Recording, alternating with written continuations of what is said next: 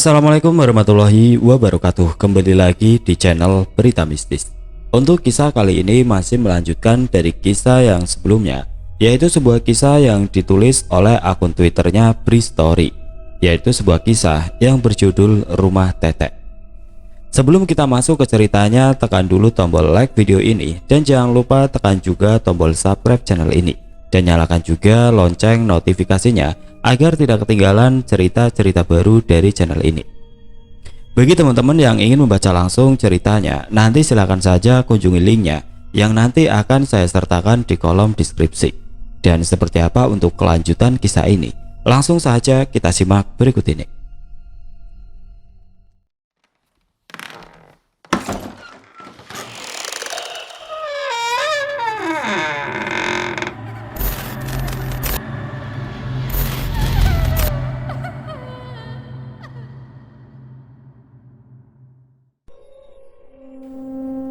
Suatu hari, Memi baru saja pulang kuliah. Jadwal kuliah yang padat dan kegiatannya di luar kuliah memaksanya pulang hampir pukul 11 malam sampai di rumah. Saat itu aku dan teman-teman belum pindah ke sana. Jadi penghuninya masih Sisi dan Memi. Seperti biasa, Memi masuk melalui pintu depan. Lampu halaman menyala terang dan Sisi sudah ada di dalam rumah di kamarnya. Setidaknya itu yang Memi pikirkan. Setelah membuka pintu dan masuk, Memi duduk di sofa ruang tamu yang gelap untuk melepas sepatu. Secerca cahaya dari lampu halaman menerangi ruangan itu yang masuk dari sela-sela jendela. Sebelum naik ke lantai 2, Memi beranjak ke dapur dahulu untuk mengambil air minum. Dan tentu saja dia melewati ruangan tengah dan ruangan makan. Seperti ruang tamu, kedua ruangan itu juga dalam keadaan gelap dan hanya diterangi cahaya dari halaman belakang. Saat berjalan gontai melalui lorong tangga, Memi mencium wangi bunga yang tidak asing lagi baginya. Tidak terlalu peduli, Memi berjalan ke dapur dan langsung membuka lemari es untuk mengambil segelas air. Setibanya di sana, cahaya dari lemari es membantunya melihat lebih jelas ke arah ruang tengah. Meski hanya sekilas, Memi sempat melihat sesosok perempuan berjalan keluar dari kamar yang letaknya di sebelah kamar mandi. Tanpa pikir panjang, Memi mengira dia Sisi.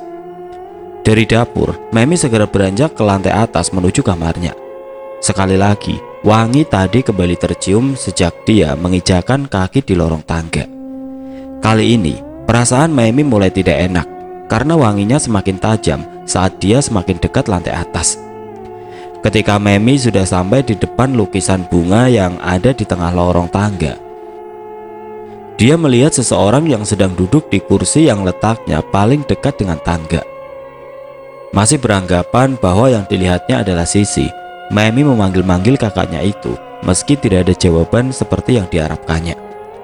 Mencoba memastikan dan menyingkirkan keraguan yang sudah menyergap, Memi tetap berpikir positif. Namun rasa takut tiba-tiba memaksanya untuk mematung dan tetap berdiri di tempatnya. Meski sebetulnya beberapa langkah lagi Memi sudah sampai di atas untuk mendekati perempuan itu. Berulang kali Memi memanggil, dia hanya bergeming tanpa suara. Di luar dugaan, perlahan perempuan itu menggerakkan kepalanya ke arah kiri dan memalingkan wajahnya ke arah lorong tangga tempat Memi berdiri. Di kegelapan ruangan, Memi hanya berjarak sekitar 2 meter dengan perempuan itu. Seperti yang sudah diduganya sejak tadi, perempuan itu bukan Sisi kakaknya. Perempuan itu tersenyum dan Memi tidak membalasnya. Dia hanya diam seperti terhipnotis oleh semua yang dilihatnya saat itu. Perempuan itu lalu berdiri perlahan. Dengan baju panjang bermotif bunga, ia melangkahkan kakinya ke arah ujung lorong kamar. Kemudian menghilang dari sudut pandang tempat Memi berdiri. Memi tidak melanjutkan langkahnya. Dia bergegas turun saat sudah bisa menggerakkan lagi kakinya, lalu berlari menuju ruang tamu, membuka pintu depan dan pergi keluar rumah. Memi merasa kalut dan di benaknya berkecamuk. Siapa perempuan itu? Sedang apa ia duduk di situ? Di teras rumah, Memi segera menghubungi ponsel kakaknya. "Kakak di mana?" Memi langsung menanyakan keberadaan Sisi. "Kakak di rumah Tante Mai, ponsel kamu gak bisa dihubungi dari tadi. Kakak gak berani di rumah sendirian." Sisi menjelaskan keberadaannya. "Ya sudah, Kakak di situ saja, aku ke rumah Tante Mai juga sekarang. Memi bergegas menuju rumah Tante Mai yang berada di daerah Buah Batu. Di rumah Tante Mai, Sisi dan Memi terlibat perbincangan yang seru tentang kejadian yang baru saja dialami Memi.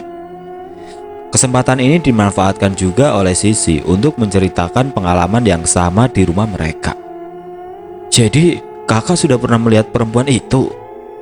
Sudah beberapa kali, Dek. Dia orang yang sama yang kakak temui ketika motor kita mogok waktu itu. Dia yang memberitahu kalau rumah itu akan dijual. Kita sudah terlanjur meminta papa untuk membeli rumah itu. Mau gak mau, kita harus menghadapinya. Aku yakin kita akan kuat dan berani. Kita gak boleh takut. Sisi berusaha meyakinkan adiknya agar tidak menyerah. Mereka merasakan kecemasan yang sama. Mereka khawatir sosok perempuan itu akan selalu mengganggu kehidupan mereka di rumah itu. Sempat juga terpikir untuk menceritakannya kepada orang tua mereka, meski akhirnya Memi dan Sisi mengurungkannya. Keduanya lebih berpikir untuk menghadapinya, kemudian mencari jalan keluar terbaik. Sisi dan Memi bukanlah dua perempuan penakut, karena mereka sudah lama terpisah dari orang tua. Keduanya harus menghadapi bersama, serta saling menguatkan dalam ketakutan dan kecemasan yang mungkin akan dirasakan selama mereka tinggal di sana. Saat libur panjang tiba, Sisi dan Memi pulang ke kampung halaman. Rumah yang baru saja mereka tempati dibiarkan kosong selama lebih dari 1 minggu. Sebelumnya, mereka sudah sempat berbincang dengan Rudy tentang hanya menerima penghuni laki-laki yang akan indekos di rumah mereka. Rudy berjanji akan segera menghubungi kami untuk memberitahukan informasi tersebut. Selanjutnya, aku dan Nandula yang datang untuk melihat-lihat keadaan rumah itu dan bertemu Tante Lucy sebagai pemiliknya. Ketika liburan berakhir, Sisi dan Memi kembali ke Bandung, sementara Om Aan dan Tante Lucy sudah lebih dahulu kembali ke Sumatera. Sebelumnya, mereka menyempatkan diri berada di Bandung karena ingin memeriksa sendiri para calon penghuni rumah mereka agar merasa yakin untuk bisa dipercaya tinggal bersama kedua anak mereka. Meski keadaannya sedikit berdebu, udara di dalam rumah tetap sejuk seperti biasa. Sisi dan Memi baru saja tiba dan duduk-duduk melepas lelah di ruang tamu. Mengetahui keberadaan mereka, Rudy bergegas menemui keduanya untuk menceritakan bahwa teman-temannya sudah berkunjung untuk melihat-lihat rumah ini. Mereka kemudian merasa cocok dan hendak indekos di rumah ini. Begitu pula orang tua Sisi dan Memi sudah mengetahui dan merasa cocok dengan teman-teman Rudy. Mungkin besok atau lusa mereka akan segera pindah ke sini. Itu kalau kalian berdua nggak keberatan, kata Rudy. Iya mas, nggak apa-apa, lebih cepat lebih baik. Memi yang biasanya lebih banyak diam tiba-tiba buka suara. Ya sudah, kalau begitu nanti saya kasih tahu mereka. Rudy menyetujui usul Memi, lalu dia pamit pulang. Memi ingin rumah mereka cepat terisi untuk mengurangi kecemasan yang dirasakan oleh dia dan kakaknya. Dia berharap tidak akan ada lagi kejadian menyeramkan kalau rumah mereka banyak penghuni. Sisi dan Memi menghabiskan sore hingga malam untuk membereskan dan membersihkan rumah. Pada waktu itu menjelang akhir tahun 2007, Bandung sedang memasuki musim penghujan dengan intensitas hujan sudah mulai meninggi. Saat mendekati akhir tahun, mendung selalu menyelimuti hingga jarang terlihat matahari dan udara menjadi semakin dingin. Keadaan itu membuat sebagian besar penduduknya malas untuk keluar rumah dan lebih banyak menghabiskan waktu di rumah. Begitu juga Sisi dan Memi. Malam itu mereka hanya duduk-duduk santai di balkon kamar mereka dengan ditemani secangkir teh panas untuk Sisi dan kopi hitam kesukaan Memi. Mereka berbincang seru sambil duduk di atas kursi kayu dan memandangi langsung pemandangan kota Bandung yang sedang diguyur hujan. Akhirnya selesai juga kita membereskan rumah. Untuk kedepannya kita harus mencari orang untuk mengerjakan pekerjaan rumah. Kita nggak akan kuat kalau harus mengerjakan semuanya setiap hari. Memi membahas kegiatan mereka hari itu. Iya dek, nanti kita cari orang untuk bantu-bantu, sekaligus juga untuk mencuci pakaian anak-anak kosan nanti. Waktu sudah menunjukkan pukul 10 malam. Hujan yang tadi turun cukup deras mulai berubah menjadi gerimis. Meski udara terasa dingin, Sisi dan Memi belum juga beranjak masuk ke kamar masing-masing. Namun tampaknya sudah tidak ada bahan perbincangan, sehingga keduanya lebih banyak diam dan tenggelam dalam lamunan masing-masing. Sejurus dengan kembali tercium wangi bunga, Sisi dan Memi saling berpandangan seraya meletakkan gelas masing-masing di atas meja. Mereka berbarengan menoleh ke arah kamar, namun tidak terlihat apapun dari jendela kamar Sisi maupun Memi. Sisi kemudian mengajak adiknya untuk tidur bersama di kamarnya yang disambut baik oleh Memi. Saat wangi tadi tercium semakin tajam, mereka hanya terdiam tanpa berani menoleh lagi ke belakang. Sementara gerimis kerap membasahi kota dan udara semakin dingin. Ditambah perasaan keduanya yang mulai cemas dan takut, perlahan wangi bunga semakin samar dan akhirnya benar-benar menghilang. Bergegas keduanya masuk ke kamar Sisi. Posisi tidur Memi merapat ke tembok, sedangkan Sisi berbaring di sebelahnya menghadap ke arah pintu. Lampu kamar dibiarkan dalam keadaan menyala terang dan kedua pintu sudah dalam keadaan terkunci, baik yang menuju ke dalam rumah maupun yang menuju balkon. Gemercik gerimis masih terdengar dan menemani Sisi yang masih belum bisa terlelap. Pikirannya masih menerawang kemana-mana. Sementara adiknya sudah larut dalam mimpi dengan berbaring membungkungi Sisi. Waktu sudah hampir tengah malam. Sisi belum juga merasakan kantuk. Suasana sangat hening karena tetesan air hujan sudah tidak terdengar lagi. Sesekali hanya ada suara motor melintas. Perasaan Sisi mulai terusik lagi ketika tercium lagi wangi bunga yang sudah sangat dikenalinya yang lama-kelamaan semakin kuat. Sisi hanya bisa terdiam dan mencoba menahan perasaannya supaya tidak terlalu cemas dan takut. 1 jam sudah berlalu. Wanginya masih juga tercium. Sisi semakin ketakutan. Dia mulai berpikir kalau perempuan itu sedang berada di dekatnya. Ketakutan Sisi beralasan. Sayup-sayup mulai mendengar suara dari luar kamar. Suara itu terdengar mengambang, seperti antara ada dan tiada. Lalu Sisi mendengar suara orang tertawa normal, bukan suara tawa cekikikan. Suara tawa perempuan yang membuat degup jantung Sisi menjadi semakin tidak beraturan. Ketika Sisi semakin ketakutan, Memi tiba-tiba bergerak membalikkan badannya. "Kakak, dengar juga?" Memi berbisik pelan. "Iya, Dek." Sisi menjawab juga dengan suara yang nyaris berbisik. Mereka hanya bisa terdiam di atas tempat tidur dan tidak berani melangkah keluar. Kemudian suara tawa itu berhenti dan suasana menjadi hening kembali. Tetapi wangi bunga tadi masih tetap tercium kuat, yang membuat keduanya tetap terdiam membisu dan belum berani mengeluarkan suara sedikit pun. Di atas meja yang letaknya di pojok kamar, ada satu pajangan milik Sisi yang berbentuk ayunan, beberapa pendulum besi dan bergantung berbaris. Pajangan itu apabila salah satu pendulum berada paling ujung ditarik, lalu dilepaskan, semua pendulum akan bertabrakan satu sama lain sehingga bersuara. Wangi bunga tadi semakin kuat tercium. Ketika pendulum tiba-tiba berayun sendiri dan bersuara nyaring memecah kesunyian. Trak, trak, trak. "Aku takut, Kak." Memi berbisik pelan. Kemudian Sisi menggenggam tangan adiknya erat-erat.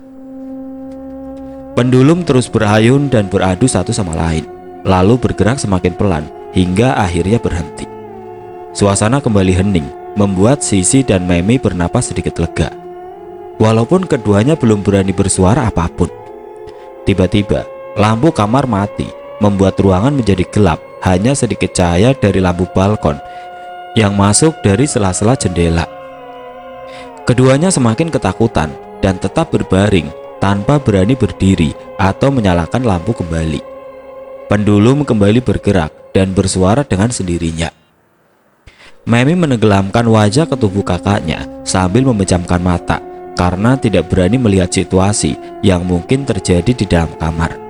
Sisi kemudian melihat sesuatu yang membuat ketakutannya semakin bertambah-tambah. Di pojok kamar terlihat sosok perempuan yang berdiri tegak sebelah meja yang terdapat ayunan pendulum di atasnya. Sosok berambut panjang menutupi sebagian wajahnya dengan mengenakan baju panjang bermotif bunga. Perempuan itu hanya diam berdiri sedikit menunduk, tanpa bergerak sedikit pun. Sisi yakin sosok itu yang sudah beberapa kali dilihatnya di rumah itu.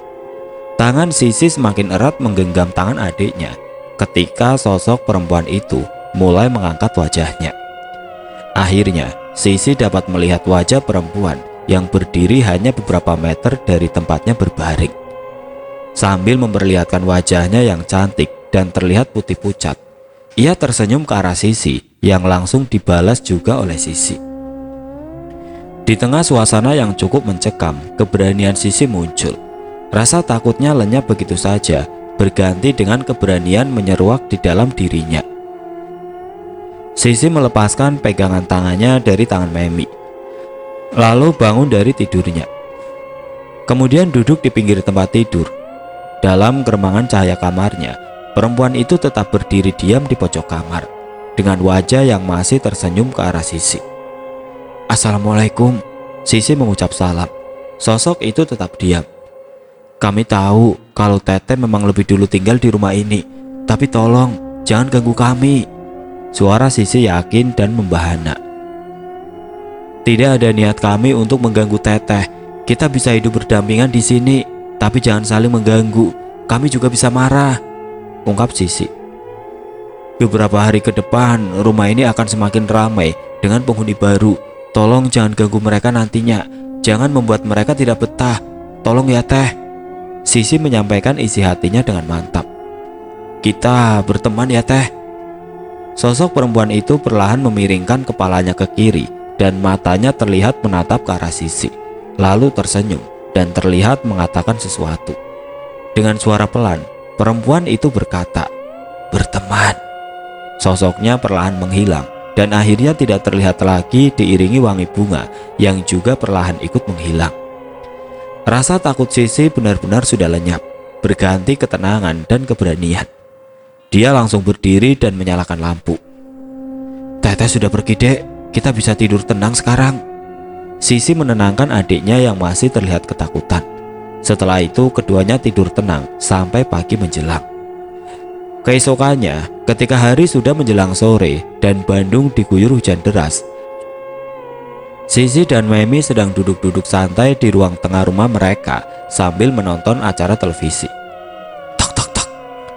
Suara ketukan di pintu depan membuyarkan konsentrasi keduanya yang sedang asik menonton. Sisi berjalan ke arah pintu untuk membukanya. Ternyata seorang laki-laki muda berdiri di balik pintu sambil tersenyum. "Hai, aku Sisi, anak Ibu Lucy. Ada perlu apa ya?" ucap Sisi sambil menyambut tamunya dengan ramah. "Halo, kenalkan, aku Bri, salah seorang mahasiswa yang akan kos di rumah ini." "Mas, skripsinya sudah sampai mana?" Pertanyaan Sisi membuyarkan lamunanku, bahkan merusak ketenangan hati yang sebenarnya sedang tidak memikirkan perkembangan skripsi dengan kemajuan hanya berjalan di tempat. Masih di bab 4 sih. Semoga bisa terkejar pada semester ini supaya bisa sidang tahun ini juga. Saat itu sudah semester kedua tahun 2009. Aku memang sudah waktunya menyelesaikan kuliah. Sudah saatnya untuk melanjutkan hidup ke tahap berikutnya. Mengingat sudah terlalu lama perkuliahanku berlangsung. Ibu dan bapak di rumah juga sudah beberapa kali menanyakan hal yang sama, kapan lulus, kapan pulang, dan pertanyaan lain yang terkadang menjadi beban. Walaupun menjadi motivasiku juga untuk secepatnya menyelesaikan kuliah. Nanti kalau sudah wisuda, Mas Bri rencananya akan tetap tinggal di Bandung atau pulang ke kampung halaman? Sekali lagi Sisi melontarkan pertanyaan yang sebenarnya berat untuk dijawab, karena aku belum tahu bagaimana setelah lulus nantinya. Mungkin akan pulang kampung dulu sih, refreshing sambil memikirkan yang akan dilakukan ke depan. Terus nanti akan pergi dari rumah ini dong.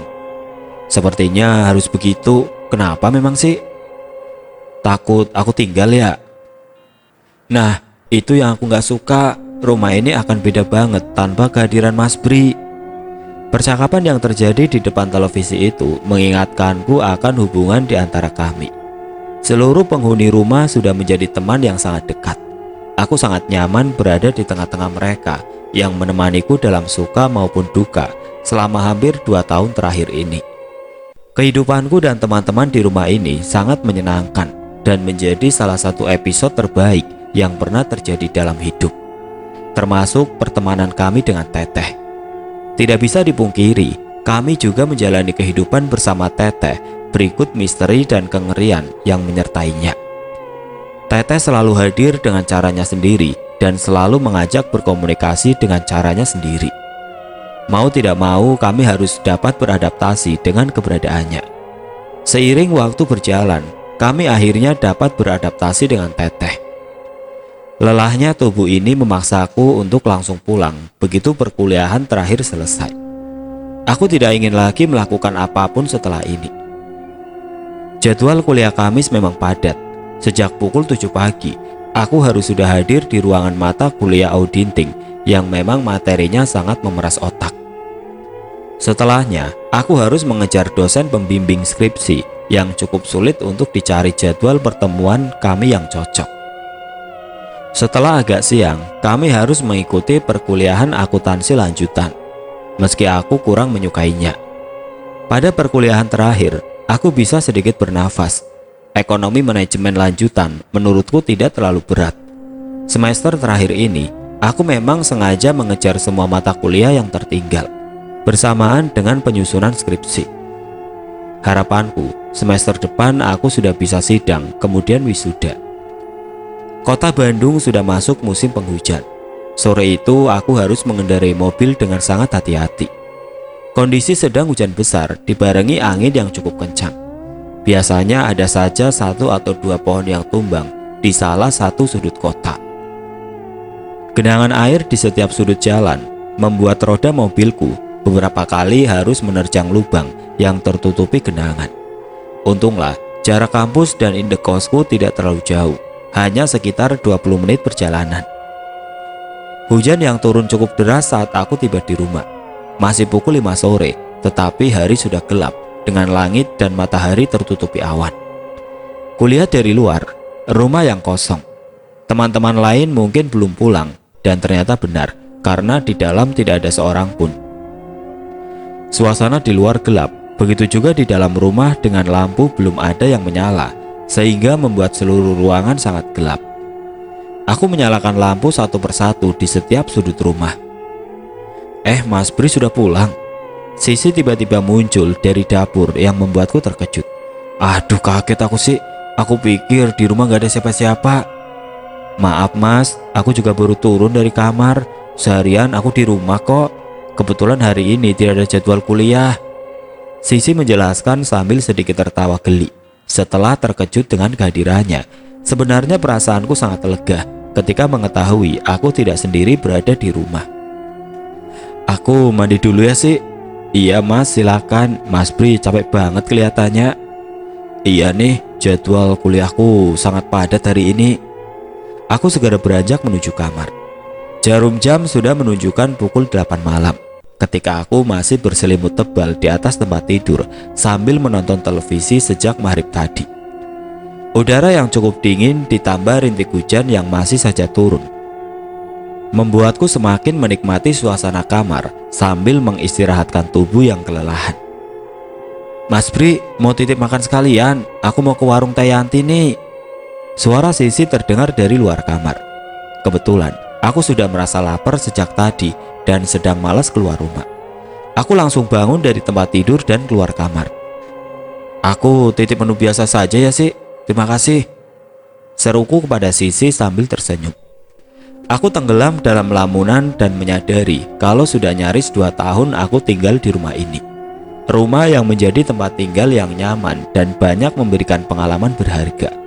Walaupun pengalamanku lebih banyak pengalaman yang menyeramkan. Aku banyak belajar dari kejadian yang melibatkan Teteh sebagai penghuni tetap rumah ini. Lamunanku buyar saat aku mencium wangi bunga yang sudah sangat aku kenal. Sampai detik itu, aku belum juga mengetahui wangi ini jenis bunga apa. Tetapi biasanya menjadi pertanda kehadiran Teteh. Wangi semerbak tercium di dalam kamar yang mulanya samar dan lama-kelamaan semakin kuat. Saat itulah aku teringat kalau sedang sendirian di rumah. Sementara Sisi belum pulang membeli makan dan penghuni lain juga belum ada yang pulang. Aku langsung bangun dari tempat tidur. "Teh, jangan ganggu aku ya, Sisi sebentar lagi pulang loh." Aku mencoba menguatkan hati dengan berbicara kepada Teteh. Beberapa saat kemudian, terdengar suara tertawa dari ruang tengah yang juga sudah sangat kukenal. "Sudah ya Teh, sebentar lagi Sisi datang." Aku kembali berkomunikasi dengan Teteh yang suara tawanya masih tetap terdengar samar. Tidak berapa lama terdengar suara pagar dibuka. Aku lalu mengintip dari jendela dan ternyata Sisi yang datang bersama Memi. Aku lega melihat kedatangan mereka. Bersamaan dengan itu, wangi bunga yang sejak tadi tercium kemudian menghilang dan suara tawa Teteh pun tidak lagi terdengar. "Maaf lama ya Mas, tadi kami ngobrol dulu dengan Teh Yanti. Biasalah perempuan, kalau sudah kumpul jadinya lama." "Nggak apa-apa sih, aku paham kok," jawabku sambil tersenyum. Kemudian kami berkumpul di meja makan dengan mereka menemaniku makan malam sambil berbincang seru. "Mas Bri, nggak terasa sudah 2 tahun kita tinggal di rumah ini ya." Sisi membahas yang tadi menjadi lamunanku di kamar. "Tepatnya, bulan depan nanti sudah 2 tahun sih," jawabku sambil tersenyum. "Bagaimana Mas, betah kan?" Memi bertanya sambil tersenyum. "Betah Komi, sangat betah malah." Aku juga menjawab sambil tersenyum. "Tapi iya, kok suasana rumah yang cukup nyaman dan teman-teman yang baik seperti kalian. Aku memang betah tinggal di rumah ini, walaupun ada Teh." Hampir saja aku keceplosan dengan menyebut Teteh. "Walaupun apa Mas?" tanya Memi dengan raut wajah penasaran. "Enggak Komi, enggak ada walaupun," aku menjawab dengan senyum yang dipaksakan. "Hampir saja," gerutuku dalam hati. Karena terlalu asik berbincang, membuat kami lupa waktu. Ternyata waktu sudah hampir tengah malam. Kami berbincang mengenai banyak hal, tetapi tidak ada seorang pun yang membahas tentang Teteh. Sampai detik ini, aku dan teman-teman tidak pernah menceritakan tentang keberadaannya kepada Sisi dan Memi. Setidaknya belum. Kemudian, wangi bunga tadi muncul kembali. Aku menjadi salah tingkah karena mencium wanginya yang sangat kuat. Namun, aku berusaha tidak terlihat gelisah di depan Sisi dan Memi. Aku berpikir, bukankah biasanya Teteh tidak pernah muncul ketika Sisi dan Memi ada di rumah? Aku melihat wajah Sisi dan Memi berubah gugup serta gelisah. "Kenapa sih? Ada apa Mi?" Aku pura-pura bertanya yang sebetulnya sudah aku tahu jawabannya. Aku yakin mereka pun mencium wewangian yang menguar tajam ini. Enggak ada apa-apa. Sebaiknya kita tidur saja Mas. Aku dan Memi juga sudah mengantuk nih." Jawaban yang terasa tiba-tiba dari Sisi tidak memuaskanku karena aku yakin keduanya merasakan juga apa yang aku rasakan. Kami pun beranjak menuju kamar masing-masing. Sementara wangi tadi semakin menguat tajam. Di dalam kamar, aku langsung merebahkan tubuh di atas tempat tidur dan mencoba untuk terlelap, walaupun belum mengantuk. Rintik hujan masih terdengar dan belum berhenti turun sejak tadi siang. Udara dingin yang menusuk tulang memaksaku untuk menutup jendela kamar rapat-rapat. Saat jendela sudah tertutup, aku kembali mencium wangi bunga itu meski samar, kemudian perlahan menghilang. Jam menunjukkan pukul 1 malam ketika ponselku berdering dan terlihat nama Sisi di layar. Ada apa Sisi menghubungiku malam-malam begini? Dia kan ada di dalam kamarnya. "Halo, ada apa sih?" "Mas, bisa ke lantai atas gak ya? Aku sedang di kamar Memi, tolong ya Mas." Suara Sisi terdengar sangat pelan, bahkan nyaris berbisik dan terdengar sedikit gemetar. Aku menuruti permintaannya, lalu menutup sambungan telepon dan bergegas ke lantai atas. Oke teman-teman, sampai di sini dulu ceritanya. Nantikan kelanjutan kisah ini di video berikutnya. Agar tidak ketinggalan, klik tombol subscribe channel ini dan nyalakan lonceng notifikasinya. Wassalamualaikum warahmatullahi wabarakatuh.